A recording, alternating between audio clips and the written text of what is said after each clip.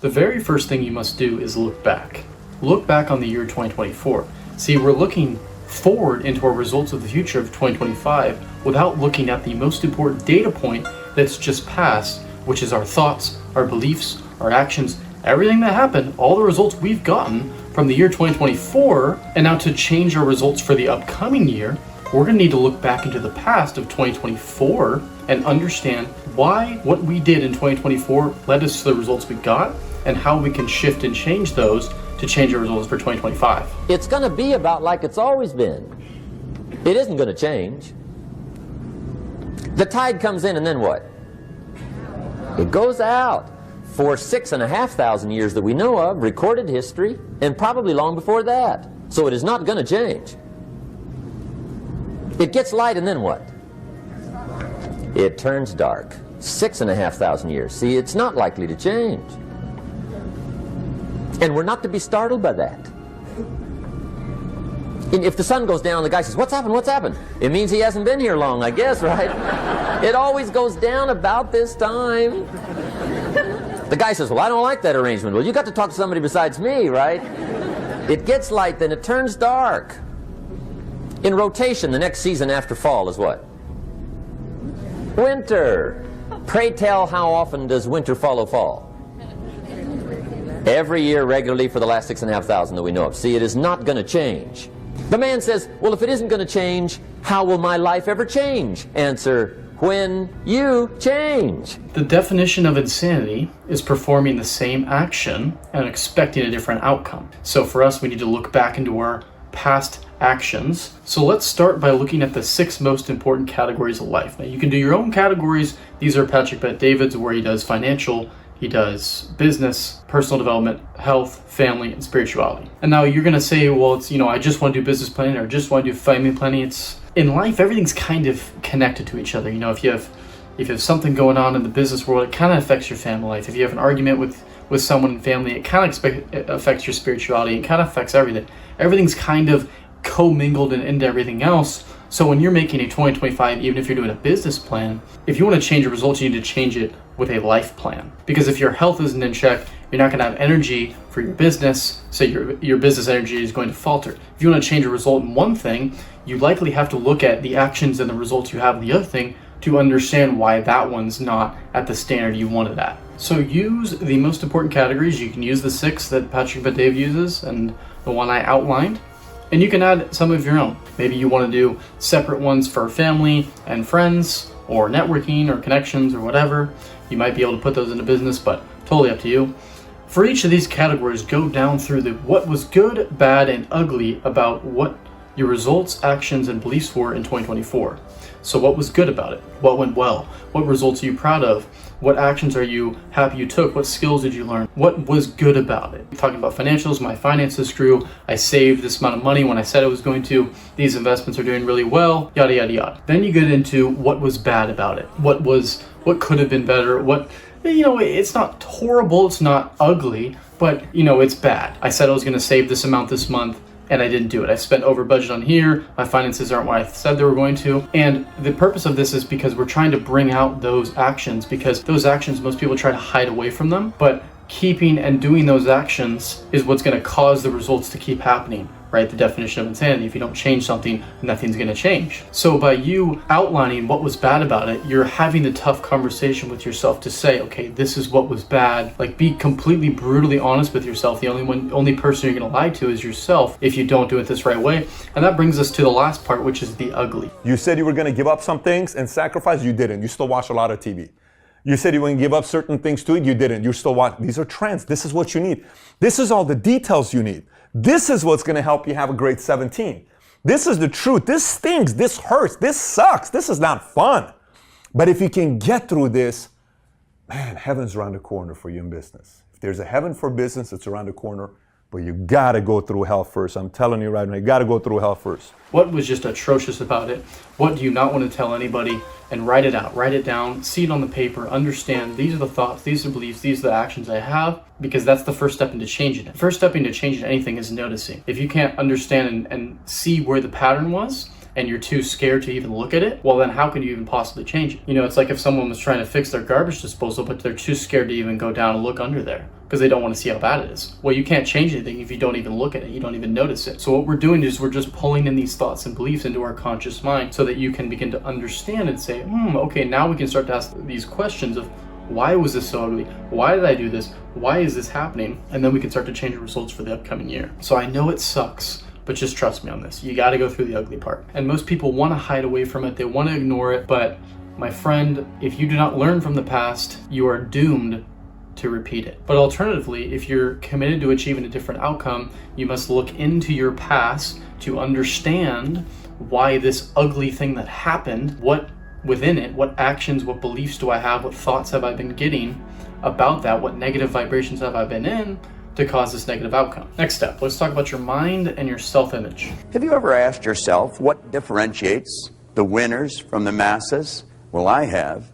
I've researched the subject now for over a quarter of a century, and I have found that the winners are aware of a certain place within. It's referred to as the higher self. And in this higher self, there's an image of perfection, which is forever attempting to express itself in a greater way. When the winner wants to turn their dreams into physical realities, they call on this higher self.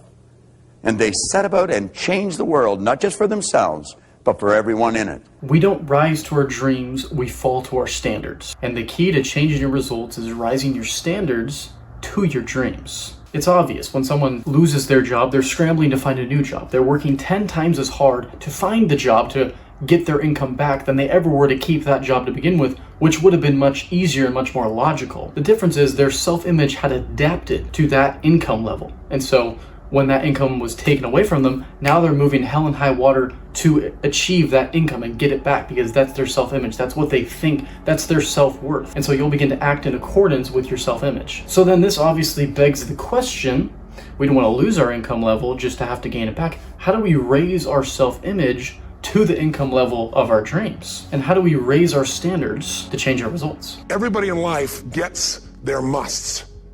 They don't get their shoulds. Right? Think about it. Most people have a list of shoulds, don't they? Don't you have a list of the shoulds, things you should do, you should follow through on? I should lose some weight, I should work out more, I should make more calls, I should respond more rapidly to my email, whatever, you know? I should get into the office earlier, I should be, more confident, whatever your should list is. People love to have their should list be met, but it's kind of like New Year's resolutions. If it does, it's really exciting, but if it doesn't, which is most of the time, it's a little disappointing, but you kind of know it's not going to happen. But when you decide something is a must for you, an absolute must, when you cut off any possible, you say, I'm going to find the way, or I'm going to make the way. Human beings, when they resolve things, when they make a real resolution inside themselves, which is they raise the standard and they make it a must, they find the way. Think about it in your own life. Haven't you had some area of your life where you raise your standard and your life has never been the same? Maybe at one time in your life you smoked cigarettes, or you did something and you did it for years and you kept trying to change it and kept telling yourself I should. And then one day something happened. Something just clicked you over. Something took you over that kind of tipping point. And inside yourself you said no more. And it was a very, very different experience, wasn't it? Something inside of you shifted, and what was a should became a must, and you've never gone back. You must make the pain of staying the same outweigh the pain of change. Perhaps something to add on as a reward that you can get emotional about, so that if I achieve this, so you're decreasing the pain of change and you're increasing the reward for changing.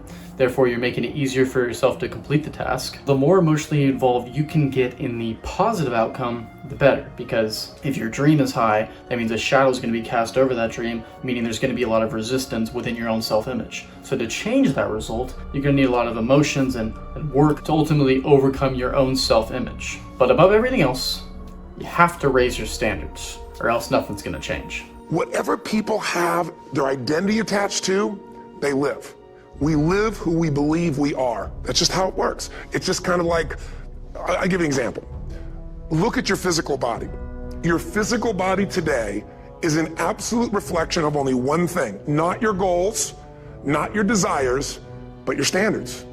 The identity you have for yourself. If your standard is you're an athlete, then there's a certain amount of strength, a muscle tone, and energy that's available in your body on a regular basis because that's who you are. And so you do whatever's necessary to maintain that identity. Again, the strongest force in the human personality is this need to stay consistent with how we define ourselves. Because if you don't know who you are, you wouldn't know how to act. Once you lock in on that identity, your brain finds a way to keep you there. If you say, man, I'm overweight, I've always been overweight, I'm big boned, and that's the story you got, then you're going to always find a way to get back there. That's your settling point. That's your identity. That's where things lock in. So how do you change it? How does one raise their standards? Well, your current self-image is nothing but trained and conditioned habits. Your self-image of who you perceive yourself as is a habit. It's nothing but fixed beliefs based off things that have happened in your life, and you've constructed a worldview of how reality is, what you think it is, and how you operate in this reality. See, as I explained on the course on Archie about the subconscious mind, it is nothing but trained behaviors. As you think about an idea, you constantly ingrain it in. That's why you hear some people say, when they have something come into their mind and they say, oh, maybe I could do this result, they say, no, that's not for me. I can't do that. I'm too old for that. I'm too young for that. I don't have enough business experience. I don't have this, I don't have that. All excuses, all to cover up the fact that your self-image does not align with that outcome, which is nothing but trained habits and trained behavior. The best part is these habits make your standards. And the best part is you can change your habits. So the first step is noticing. Remember at the start of the video, we did the good, the bad, and the ugly? You have to notice it before you can change anything, before you can start anything. Because if we don't know what the problem is, where do we even start? But bringing that into the conscious mind, out of the subconscious mind, into your conscious awareness, now we can begin to notice the pattern we go through of why our self-image led us to that point. Is it a thought you got from childhood, where someone told you can't do something? Is it a YouTube video you watched, where now you get imposter syndrome? What is it that is currently putting your self-image where it sits today? Here's a new life philosophy. Don't ask for your dreams to come true.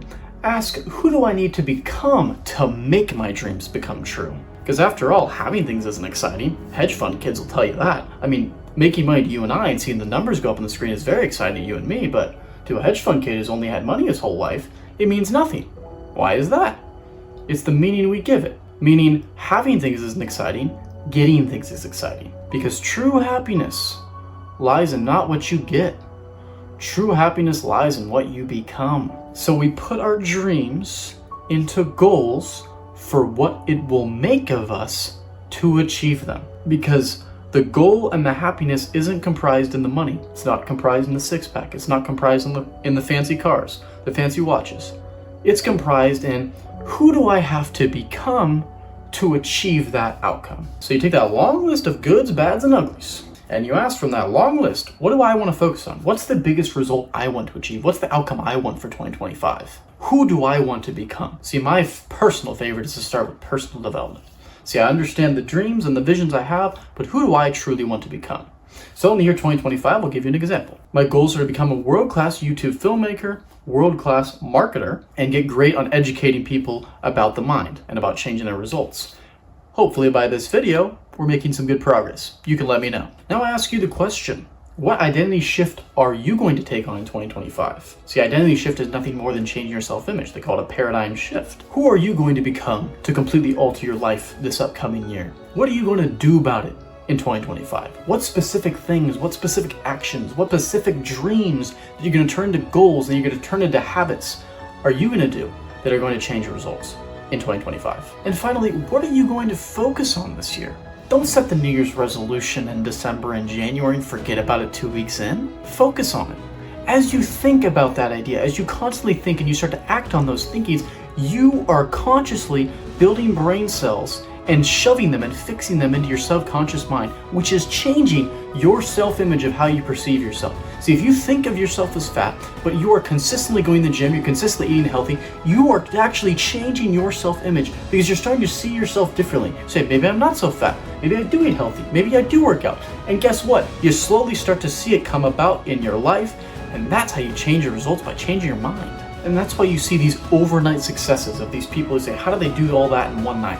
They didn't. What you didn't see is all the fixed habits, all the trained behaviors that they did over and over and over and over and over again. And one day, bang, the paradigm shifts in them because there's a war going on in your head between the brain cells of your old self-image and your new self-image. And what's happening is your old self-image, maybe at the start when you're in a rut, it is very strong. It's very hard to get rid of that self-image. It's very powerful. It's a trained habit. Anyone says something to you, it comes right out instantly. But what's happening is, as you go to the gym, as you start eating healthier, as you start making money, you start building, and now there's a war, there's a clash going on. So that's why you get emotional. Certain things come up, certain things come into your conscious mind, and one day, bang, the paradigm shifts, your results completely change, and everyone says, how did he do it? How did it happen? It was the years, the effort, the habits, the trained behaviors you did over and over and over again, and finally it happened. Outside, everything in your life is truly just an extension of your mind, of how you perceive yourself. Now I teach this exact concept. It's called Change Your Results by Changing Your Mind on the course Onarchy. It goes in depth on your self-image, how to stay focused on things, how to stay disciplined, how to be patient, persistent, and deal with your disease of attitude. It's truly all I've learned in my life and how I've used my mind to change my results. And you can get it now, archystudies.com. We're in our alpha launch testing mode, so you have to use the code alpha123 at checkout. But it is truly valuable information. If it's for you, it's for you. If not, wish you the best.